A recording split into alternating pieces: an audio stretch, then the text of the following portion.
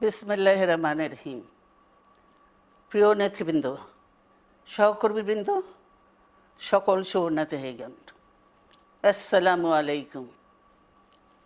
প্রতি বছর মে মাসের এই দিনটি আমাদের পরিবারে আসে এক বেদনা বিধুর স্মৃতি নিয়ে। এই দিনে শুধু আমাদের পরিবারের সাথে জড়িয়ে থাকা এক অবিচ্ছেদ্য নাম শহীদ প্রেসিডেন্ট জিয়াউর রহমান, যে চট্টগ্রাম থেকে স্বাধীনতার ঘোষণা করে তিনি এ দেশের সাথে তার নাম অবিচ্ছেদ্য করেছিলেন। সেই চট্টগ্রামেই এক সফল, সৎ, দূরদর্শী ও প্রকৃত দেশপ্রেমিক প্রেসিডেন্ট হিসেবে নিজের জীবন উৎসর্গ করেছেন।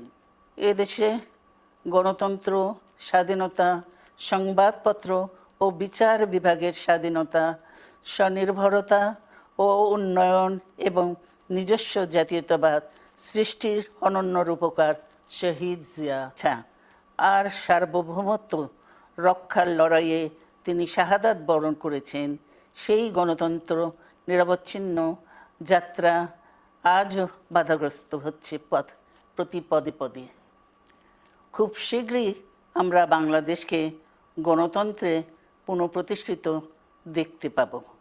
এই হোক শহীদ জিয়ার পর্যায়ের নেতা কর্মী ও দেশবাসীর প্রতি আহ্বান জানাচ্ছি।